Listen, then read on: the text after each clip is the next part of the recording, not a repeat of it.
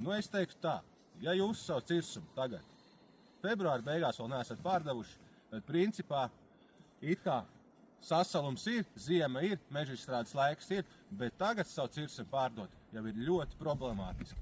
Un katrā ziņā cena, kādu jūs varējāt dabūt decembrī vai janvāra sākumā, jūs vairs dabūt nevarat. Un tam ir vairāk izskaidrojumi, ļoti loģiski. Pirmkārt, parunāsim par to, kas tad notiek ar vidējo kokmateriālu cenu tirgu. Šeit nav nekādas konkrētas vērtības, bet tā ir aptuvenā līkne, kā tā šogad izskatās par vidējo cenu par 1 kubikmetru. Redzam, mums ir 25. gada sākums, kad mums bija janvārs, teorētiskā sezona, bet pagājušais janvārs vēl bija ar visādiem atkušņiem, ar visu kaut ko. Vidējā kokmateriāla cena bija laba, bet tad, protams, kā parasti pavasarī, finieru aktivitāte beidzās, finieru nezāģē, malkai cena nokrīt, nu tad respektīvi uz šo te pavasaru mums tā te cena nokrīt. Nu un kā parasti, tad vasaras vidū jau papīra malkām cena sāk celties, mums te gulsnim labi cena cēlās, baļķim cena nedaudz piecēlās pa sezonu, un tad attiecīgi jau oktobris, novembris, kad mums sākās mūsu finieru kluču sezona, tad attiecīgi jau tad šis finieris un viss pārējais jau to vidējo cenu jau parasti diezgan iespaidīgi ceļ uz augšu. Un parasti ir tā, ka finierim sezona sākās, es teiktu, vasaras beigās varbūt bišķiņ sāk celties tā cena, bet reāli tāds oktobris, novembris ir tie mēneši, es pat teiktu, citreiz novembris ir iespējams finierim pat pīķi mēnesis, tad tās cenas jau iespaidīgi sāk celties.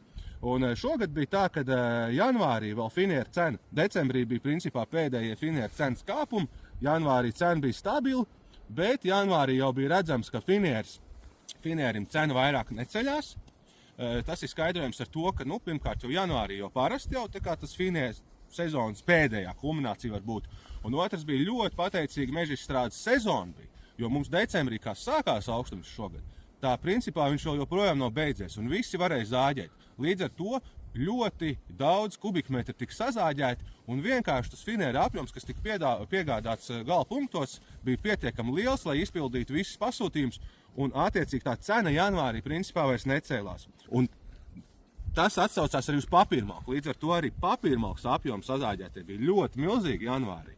Un līdz ar to pienāca janvāra beigas, un principā mums sākās jau lūzuma punkts, papīrmalkai cena sāk piekristies, finierim cena arī sāk piekristies, un jau februārī viņi jau stabili sāk krist, kas nozīmē, ka principā ar februāra sākumu mēs varam uzskatīt, kā ir lūzuma punkts, un cena sāk iet uz leju vidējā. Un tas ir tas, ko mēs vienmēr klientiem stāstam.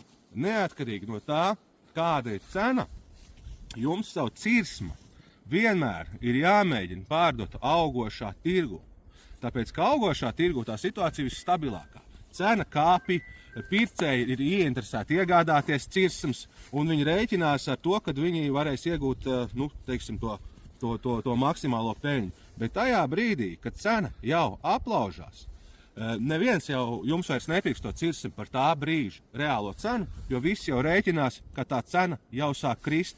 Tā kā principā, ja jūs esat attapušies šajā posmā, kad cena krīt ar savu cirsumu, pirmkārt, un šitas posms it kā tīri teorētiski ir identiska cena, bet šeit ir augoša un šeit ir krītoša. Ja augošā jūs varat dabūt to reālo vērtību, kāda viņi ir, tad krītošā jums ir jārēķinās jau, kad jums vairs tik daudz par viņu nemaksās. Šajā brīdī, lai adekvāti pārdot cirsumu, jums viņi ir jāmēģina pārdot jau par zemāku vērtību.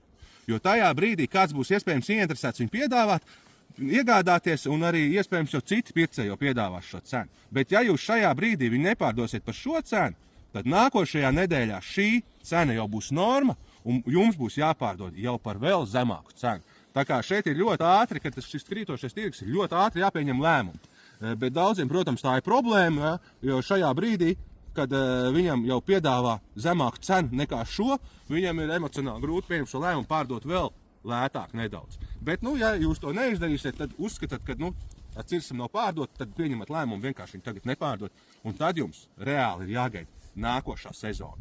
Bet ko jūs varat rēķināties, kad nebūs cilvēks saka, pagaidīšu mēnesi, varbūt cena mainīsies. Šitajā brīdī ir skaidrs, ka cena vienīgais, kur viņa mainīsies, būs uz leju. Šeit aprīlis, maijs, jūnijas, tā cena vienmēr visos gados principā ir viszemākā. Tā kā es teiktu, ja jūs tagad cirsumu nepārdevāt janvārī, gaidat nākošo novembri, decembri, bet atcerieties, ka cirsma ir jāpārdod laicīgi.